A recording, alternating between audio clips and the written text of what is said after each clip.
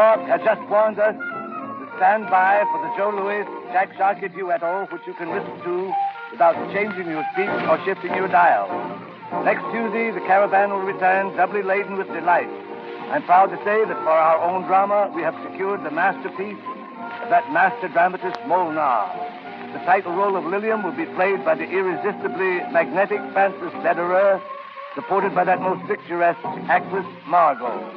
There will be songs besides and a perfect festival of music by the Nathaniel Shilkret Orchestra and the Benny Goodman Band.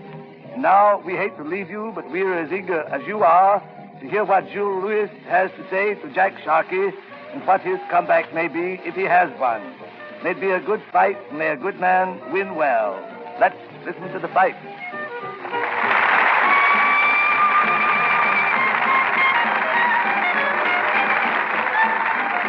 This is the Columbia Broadcasting System. KHJ, Los Angeles. Time signal courtesy Meyer Beer. That good old mellowed brew, famous for over 60 years, now in the new sanitary cap-sealed cans. A flip and the top comes off like a bottle. Insist upon Meyer's. You can't get a better beer. The tone indicates 6 o'clock and 20 seconds.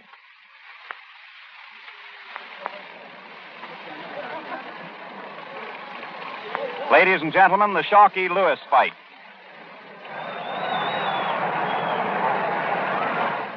This is Ted Husing speaking to you from the ringside at Yankee Stadium, where the New York World Telegram and Associated Scripps Howard newspapers will bring you a blow-by-blow description of the 10-round heavyweight fight between Joe Louis and Jack Sharkey.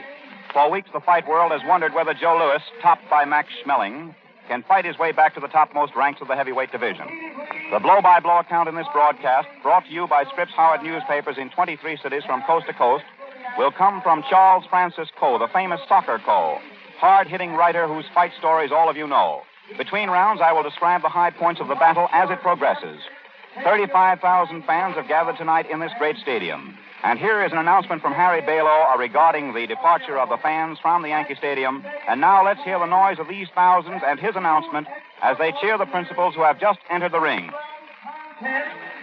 Will follow this feature event. Permit me to present to you crack Philadelphia heavyweight contender Al Etor. There's an announcement regarding Al Etor, who is coming up, Philadelphia lad who wants to get into the heavyweight picture. And now the big point is, has the Brown Bomber reloaded that big bertha that helped him blaze a sensational knockout trail along the heavyweight avenue? Or has the flame been spiked forever by the smashing impact of Max Schmeling's right hand clouch to the chin? There's a lad seated right here who knows the answers to these questions and all these contentions that have faced everybody for the last 2 weeks. And he will be your blow-by-blow broadcaster for tonight. He is Charles Francis Coe, better known to all of us as Soccer Coe, a name he derived in the days when he was the welterweight champion of the Navy, author, writer, and sports enthusiast. Soccer will keep his eyes peeled for the action in the ring and relay it to you. One of the tallest fighters in the world has just been introduced. He's not known here, and the crowd gets a great laugh out of him. So here, ladies and gentlemen, before the big war begins, Soccer Coe will take a few seconds to give you the late highlights of the Louis Sharkey get-together. Soccer Coe. Hello, radio ears from coast to coast. Here we are at the Yankee Stadium, just waiting with bated breath for the big if contest of all time. Jack Sharkey, the if man. If he's in tonight, we'll get a great fight. The Brown Bomber, Joe Louis, the most colorful fighter of all time, just a few short months ago, met, as you know, Max Schmeling recently and was knocked out. If he hasn't too much of the all-lang syne recollection, he too will again be the great colorful fighter. You know, you mustn't discount Joe Louis too much, because when he met Max Schmeling, he was but 21 years old.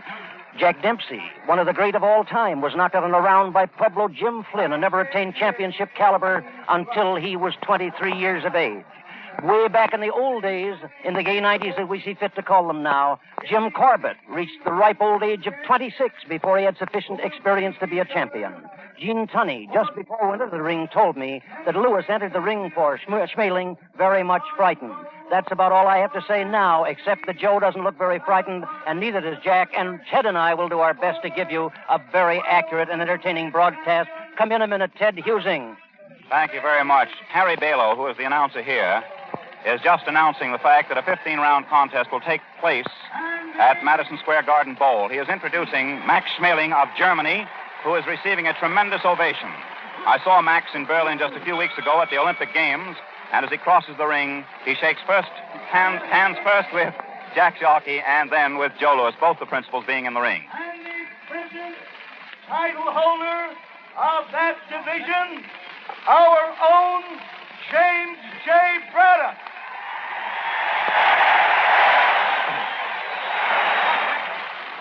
James J. Braddock hasn't entered the ring as yet. You probably heard the report today that he's going before the Boxing Commission to ask for a delay of the championship bout because of an injury to his hand, and as yet he hasn't come into the ring. The boys are in the ring. I know that Soccer's looking them over very carefully, and in a few moments I'm going to ask him to tell you what their conditions are. One of them is obscured from us. Wait a minute, here's an announcement again from Harry Balow, but Soccer, you can take it in the meanwhile. All right, here they are. Sharkey, weighing 197 1/4 pounds, is lighter than he's been for any of his recent contests. Joe Louis at 199 3/4 is heavier than he has been. He's sitting over in his corner now, wrapped in a brilliant blue with a crimson band bathrobe. And he looks as though he's ready to go the fight of his life. Right over my head, perhaps you hear as an overtone the voice of the announcer, Harry Balow, is the great little veteran and champion of the ring, Tony Canzaneri, about to be introduced. I don't want silence on the air, and I don't know whether or not you're picking up the voice of Balow. Johnny Buckley, manager of Jack Sharkey, is standing. You can hear the ovation now, giving Tony Canzaneri, the lightweight champion. He walks across the ring and shakes hands with Joe Louis. Johnny Buckley, Sharkey's manager, is standing in Lewis's corner, watchfully, but with due confidence that all rules will be respected. In the opposite corner, now you're getting the announcement of the main bout. Ted, suppose you take this for a minute, please. All righty, all we have to do is listen to Harry Balow. Eddie Forbes, timekeeper, George Bannon, counting the knockdowns at the bell, Frank Fulham, refereeing Arthur Donovan. Wearing purple trunks from Boston, weighing 197 1/4, former world heavyweight champion in a successful comeback campaign, who hopes to ultimately be privileged to meet the champion again in an effort to regain his lost laurels, Jack Sharkey. Sharkey is recorded with a very high vote by the crowd. And now again to Harry Balow. Capable opponent, wearing red striped trunks from Detroit, Michigan, weighing 199 3/4, who hopes by his performance this evening to again reestablish himself in the eyes of the boxing world as the outstanding contender for heavyweight championship honors, Joe Louis. The crowd gets a great kick out of the fact that Harry Balow is never too brief in his announcement. That's been one of Harry's grand efforts throughout the years, ever since he's been in the armies and now in the big time, having succeeded that grand old veteran. Arthur Donovan is walking across the ring, talking to Harry Balow. The mic is going to be lifted up. The two men come to the center of the ring, and we're going to hear what they have to say. Know the instructions, and I'll fight them before, and I'll fight familiar with the rules of this state. Now, I expect no trouble in that store. All I ask of you two men is to do just what I tell you while you're in this ring tonight. At no time while this contest is going on, so I want more than 3 men in this ring. Now, when I tell you men to break out of a clinch, I'm going to order you to do so, and I want you to break immediately, and I insist upon a clean break. Now, that's very plain. Oh, no, we won't stand. Okay. Well, you heard it all, and here's Soccer Cole for the first round. All right, Soccer. In a second, we'll hear the bell. The boys are dancing in their corners. The bell, and they enter the center of the ring. Sharkey with his hands well up. Joe slouching in as usual. Sharkey tries with the left, and they trade left. They circle in the center of the ring. Stand cautiously. There's no rushing in, trading. Sharkey tries into short with a straight left. Joe hits Jack with a right crossover, just like Schmeling hit him, but not an effective punch. Joe comes in with a straight right and a left to Sharkey's head. The right over it. He lands a left to Sharkey's body and a right chop to the chin and a right and a left to the body. Sharkey lands a right uppercut to Joe's face and to his body and a left hook to the side of his head, and they tangle. Arthur Donovan separates them. They're both very cool. Jack tries with a straight left. He takes two straight rights to the side of the head, then a straight and a very hard right to the chin. He comes back in gamely with a right to the body, and they tangle. They're squaring off in the center of the ring, boxing with each other. Joe feints with his body. He feints again with his body. Jack short with the left. Joe tries with a wild right and misses. Jack weaves inside, lands a right hand to the body. They're standing close. Joe lands a left hook to the body and a right cross to the head and a right cross to the head and a right cross to the head. And he's laying Sharkey back over the rope. Very gamely, Jack pushes him out there in the center of the ring, squared off again. Sharkey's feinting with the body, but Joe doesn't fall. He's short with the left hand, trying to pull punches from Sharkey. They're both being very cautious. Now out in the center of the ring. Jack leads with a long left. Not there. He tries with a wild right and circles Joe's neck. He tries with an inside right hand uppercut in close, pushes Joe to the ropes. Arthur Donovan, the referee, pulls him back. Jack tries with the left and misses. He tries the left hook and misses. The punch is really to keep Joe off or to draw a punch from him. Sharkey standing with his back against the rope. He weaves from the hips. Joe tries with the right and misses, but lands a short right follow-up. Puts Jack to the ropes. Jack pushes him out to the center of the ring, puts his head under Joe's chin, and they're out in the center of the rope. The referee finds it unnecessary to break them. The boys are standing sparring for an opening in the center of the ring. Joe tries again with the left hook. Jack steps back. They're right over our heads here now. Joe tries with the left hook and lands an inside right chop to the side of the head. They're clinched now right above the microphone. Joe is pushed back to the center of the ring by Jack Sharkey. Jack takes a straight left to the chin. They're sparring in the center of the ring for an opening. Joe's being very keen. Lands a straight left to Jack's chin. Jack weaves inside, drops low, but takes a right hand from Joe. He pushes Joe against the ropes on the far side of the ring. Joe pushes him away, and they're sparring for an opening in the center of the ring. Joe is short with a straight left. They're sparring in the center of the ring under the microphone. He's short with a straight left. He lands a straight left to Sharkey's chin.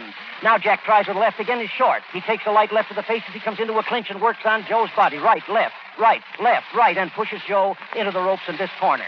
They're out in the center of the ring once more. He lands a straight left to Joe's face and takes a light left in return. He lands another left to Joe's eye. Joe lands a straight left. They're sparring now. Neither one of the punches are very heavy. Jack feinted with his right hand, but Joe stepped back. There was no punches landed. Jack feinted again with his right hand, but Joe didn't step back. Jack lands a straight left, another straight left to the head. Not heavy punches. He's pulling some punches from Joe now. He's feinting very cleverly and very scientifically, weaving with the body and feinting with the hands. And he's doing a very fine job of it. Joe tried with the left and right to the head. Both punches misses. Jack drops inside, lays close on the chest. Arthur separates them. They're standing over our heads in the center of the ring, and Joe tries a right to the head and a left to the body, the latter landing as the bell rings. Jack chops a left to the head, and here is Ted Husing.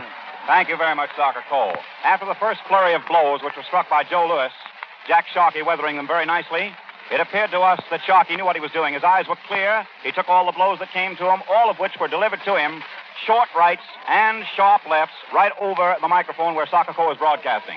Sharkey, weaving all the time, started to draw his man out. And then I noticed that in the face of Joe Louis, there seemed to be a doubt that he could put the blow over. And Sharkey, watching that very cagily, started to move in with his left. Both boys are still in good condition. In fact, they're both fighting from the flat of their feet.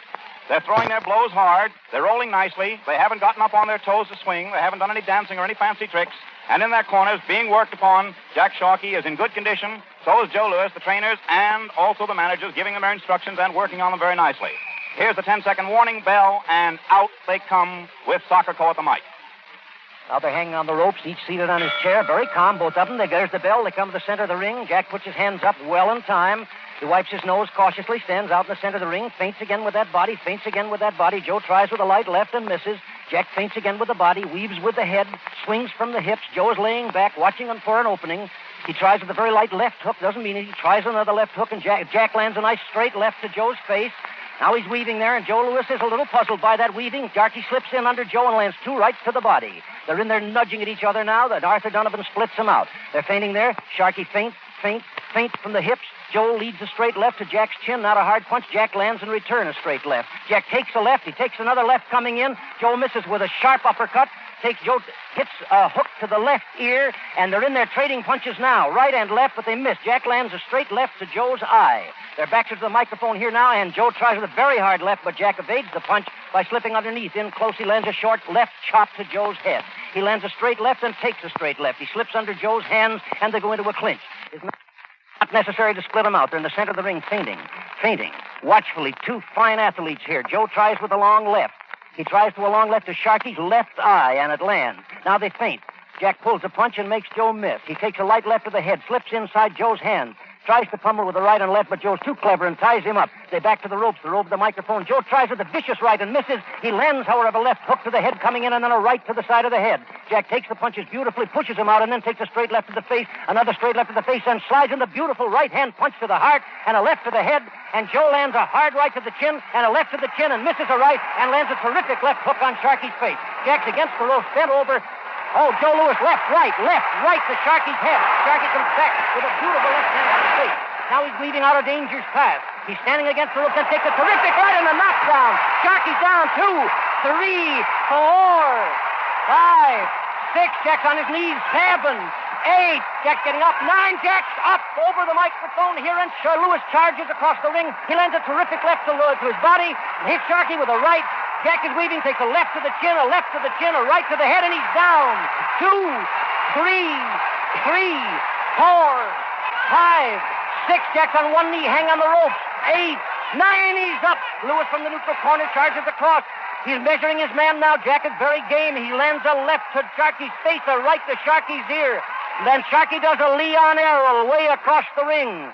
His legs are a little bit weak from that punch. He takes a left to the eye, a left to the face, a left to the eye, a bad right to the body, and a left hook to the face. He's against the ropes, coming out gamely, courageous. He takes a left and lands a left. He jabs to Lewis's cheek. He jabs again to Lewis's cheek, and Lewis misses with a wild left. Sharkey lands an inside right to Lewis's chin, a left hook to his face. This is a night that Sharkey's in, and he's fighting like a champion. A straight left to his face, and there's the bell. And here is Ted Husing. Stocker, that was really a great round. There's no doubt about it. The crowd enjoyed it. Sharkey, beginning the round, was forcing Lewis to slow down, to fight the fight that Sharkey wanted. He was a sort of a sneering, domineering Sharkey. He had Louis worried because Joe Louis was forcing the fighting. But Sharkey, in return, in retaliation, was light in those blows. Suddenly, from nowhere at all, as Sharkey spun around, we noticed his left eye was cut. Light drops of blood were pouring down, and then, before you could say Jack Robinson, that right ripped out, caught him high on the chin, and dropped him right down here in front of the microphone for a 9 count. As Arthur Donovan waved the count to 8, Sharkey got up a little wobbly, almost at the 10 count, got up, forced a little bit for a second, then took some more. Another right again brought him down for an 8 count, but this time he came up with his eyes clear. And then by forcing his left out, almost in one of those last-minute gestures, he kept his man away. And now as they come out for the 3rd round, we're going to give you Soccer Cole. Well, here we are coming up for the 3rd round. Lewis very calmly. Jack coming out very strong, very confident looking. They spar for and opening the center of the ring. Jack recedes from the attacking Brown Bomber. Looks like Lewis is coming back on that Brown Bomber title. Jack feints with his left but takes a straight left to the face. He feints with his left and lands a beautiful double-barrel left hook to Lewis's chin, lands a right uppercut inside Lewis, takes a short right chop to the chin from Lewis, and they spar in the center of the ring for an opening. Jack is weaving, and it bothers Joe. Joe's being very careful. He lands a straight left and a hard right hand, and Sharkey's down against the rope.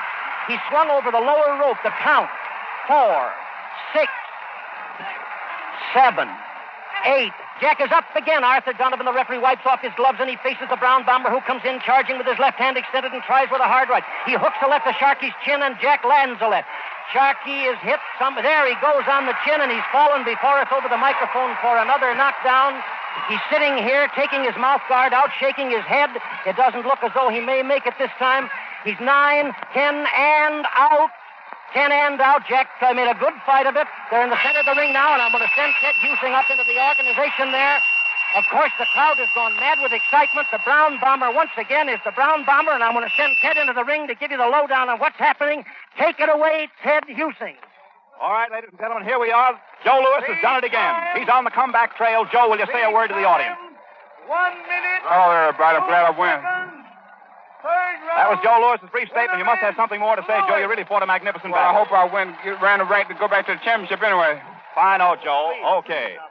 Joe Louis has just been pulled out by Harry Balo, and if I take a look across the ring, I'll see if it's possible to get over to Jack Sharkey if he isn't in too bad condition. Take a look and see what Jack might have to say over here. Jack Buckley's working on him. He's still out, ladies and gentlemen. He's being taken care of. And he's in that corner, taking it very badly over there for the moment. Johnny Buckley's working on him. They're working on him with the smelling salts. Joe Louis is acknowledging the greetings of the crowd. He certainly put on a beautiful exhibition of punching tonight. Crowds roaring and yelling. The policemen have come in the ring. And as Joe accepts the plaudits of the crowd, his right hand upraised by Harry Balo, the crowd's getting a great roar out of it. The photographers are demanding pictures, And this fight, as it has been broadcast from the ringside tonight by Soccer Cole, was given with the correct description of the blows. And I'm sure that you followed them all the way. There were 4 knockdowns, and we just had him, thanks, Harry. I'm going to turn it back to Soccer Cole. Perhaps for just a moment he can give you an analysis. Well, the analysis is that the Brown Bomber was the Brown Bomber of old. He was beautifully timed. He was completely confident. And don't think that he had an easy fighter to lick, because Jack put up a good, stiff fight. He was very fast. He weaved beautifully from the hips. He moved around the ring well. His feints were working just like a Swiss watch. And he did a grand job out of this fight. The point is that the old Brown Bomber was the Brown Bomber of old. I'm interested now particularly in recalling to Eugene Tunney's comment just before the boys went into the ring. This Joe Louis is the best prize fight prospect that has been seen in a great many years. What happened in the Schmeling fight may have been overconfidence or may have been any one of a dozen things. But tonight he was the Brown Bomber of old. And the beating that he'd taken from Schmeling in no wise interfered with his high courage, his fine boxing in the ring. He timed himself perfectly. He punched straight and punched hard and punched short. And he beat a very good fighter tonight. Jack Sharkey, don't dismiss with a shrug, because he did a fine job. He worked hard, he worked fast, and he took a lot of punishment. I think, as I recall it, there were 4 knockdowns. And Jack got up from all of them and tried to get up from the last one. They're leaving the ring now. And Sharkey, looking pretty disconsolate, but nevertheless nothing to be ashamed of, is walking out through the ring. You know, they put on the main bout here before the semifinal, so that we'll have still another bout here at the ringside. Ted has told you about the colorful setting here. All of these settings, I think, are colorful. Some people, you know, have a mistaken idea of boxing and credit to it all the brutality in the world, when the simple truth of the matter is that mankind gained ascendancy over the dinosaurs of old and established himself as the master species upon Earth by dexterity of foot, high courage, keen intelligence, and physical stamina and ability. So it's perfectly natural for all of us to love to see trained athletes get in a contest of skill of this kind. It was a grand fight. And both of the fighters are grand fighters. Neither has the slightest thing of which to be ashamed. I wonder if I can't get Ted Husing to come in. I want to say now, before I sign off, that it's been a keen delight to work with so great an announcer as Ted, and I thank you, Ted, for your courtesies and for your masterful handling of the microphone. All right, thank you, Soccer. You did a grand job yourself, and that's not kidding. I'm going to give you a quick summation before we go to the dressing room, ladies and gentlemen, of exactly what occurred in here so that those who may have tuned in late will know. The first round was just a feel-out round, although in the first flurry for 1 minute and a half, Lewis was punching with both hands and punching beautifully. However, Sharkey was in no trouble at any time and seemed to know that he was going to be able to master this lad who was in the ring with him. Then in the second round, Sharkey came out, forcing Lewis to slow down to his type of fighting. Lewis, however, kept on forcing, throwing those blows. Sharkey was light on his returns. Then suddenly Sharkey wheeled about. His left eye was cut. A long high right brought him down for a 9 count. As he came up, another right brought him down again for an 8 count. The bell then sounded after he had gotten back to his feet and had poured out with his left and with his right. As he came out for the third round, he looked very fresh. There was sort of a smile on his face, one of those reminiscent Sharkey-in nights. Sharkey then sent a beautiful left hook over on Lewis, and for a moment I thought the fight was going to turn. But then 2 rights brought him down again. These were hard, high rights, and as he went down for an 8 count. Then a left, a right, and a left, all on the head, brought him down for the knockout. And now Joe Louis is in his dressing room, and I'm going to turn the microphone over to Paul Douglas in the dressing room. Thank you, Ted Husing. Here we are in the dressing room. We're kind of crowding in along lots of friends here. Joe, tell everybody everywhere just how you feel right now. Oh, I feel fine. I feel like I believe someone else is going to fight for my comeback again, fight Smelling again. Are you very tired right now? No, I feel fine. You really feel strong, like nothing had happened? That's right. Have you any regards to send out west? No, I appreciate everybody trusting me that I'm still the same Joe Louis I used to be. Ah, that's a fine statement.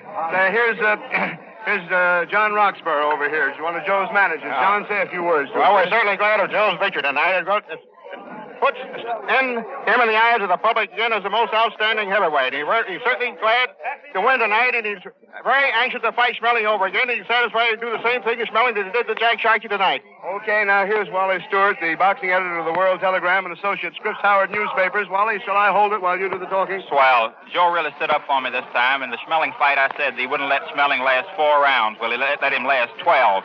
This time I said that the Sharkey man wouldn't go 5, and Joe stopped him. Everything is great. Everybody's wild and excited in here, and everybody's happy. Is that all you want to say, Wally? Well, I think we'll turn it over to a scene of probably somewhat different complex. over in the next dressing room. So if John Reed King is ready in Jack Sharkey's dressing room, this is Paul Douglas saying, John, take it away. Ladies and gentlemen, in marked contrast to the scene in Jack Sharkey's dressing room is subdued in spirit. There's practically no noise here now except, of course, the flashing of camera shots of Jack as he's getting dressed. And just a moment ago, the doors of the dressing room broke open to admit Jack, accompanied by his trainers and a police escort, as they came directly right up to you from the ring. And now the room swarms with these newspaper reporters, as I said, and the faithful fans. And through the crowd, we try to worm our way across to the man who dominates this immediate scene. Ladies and gentlemen, I'd like to get a word from Jack Sharkey. Jack Sharkey, will you say a word? Well, I don't think there's very much that one can say after a defeat. Naturally, one's depressed quite a bit. All that I can say is give the other man credit. Youth must be served, of course, naturally. But the same boast that I made the other day would have been carried through years ago, of course, to say youth must be served, so... Evidently, from the looks of tonight's outcome, someone made a mistake. Thank you, Jack Sharkey. That was very gentlemanly of you. Ladies and gentlemen, that was Jack Sharkey giving you his own feelings on this fight and speaking from his dressing room located right here deep in the heart of the Yankee Stadium structure. Here is a scene colored by all the chaotic excitement of an after-the-battle get-together of sports writers, fans, trainers, and policemen in the dressing rooms of one of the contenders. And now we're going to take you back down to the ringside and Ted Using. Well, I don't know what they've said in the dressing rooms because Sakako and I have been talking about it out here. We've just been wondering how a fight can go with funny angles this way. It means the end of the long road for Jack Sharkey, assuredly, and of course it brings the brown bomber back into the fistic limelight. A beautiful fight, beautifully worked out. Shy for a moment, perhaps. I thought perhaps the writers were correct when they said he was gun-shy. But when the fighting became a little more furious than it had been before, he was in there shooting those punches straight. When he had to hook, he hooked beautifully. When he had to cross, he crossed nicely. He saw that his man was helpless at times, just sort of measured him. And then with that calm, cool, calculating eye, he brought him down exactly as that Big Bertha has brought down so many men before him. You know, this is the fourth ex-world's heavyweight champion that Joe Louis has met. The third of the four that he's knocked out. The other one, of course, tabbed him on the chin on June the 19th and laid him among the clovers. But it looks as if we have a little boy coming back all the way from Detroit into the limelight again. The funny angles that we speak about, we didn't have a chance to talk about before the fight. And they concern the big if, the question of two men making a comeback. Why they spoke about two men, I don't know. Because the press, and I'm sure that most of the fistic experts, believe that one lad had all of the offensive and had just forgotten a little bit about the defensive. Tonight he showed a tremendous defensive. It appears that his managers and his trainers have worked on him beautifully, and as he comes along that long road to fistic fame, we're going to watch this boy very carefully, as we did before we were surprised on the night of June 19th. Well, it was a grand fight from start to finish. I got a tremendous kick out of it. And in recapping it, all I can say is that Jack Sharkey really tonight was accorded not only a cheer before he went in the ring, but scattering applause as he left. For he fought for himself, a man his age and who has been in the ring as long as he has. He started in 1924. He met the best of them.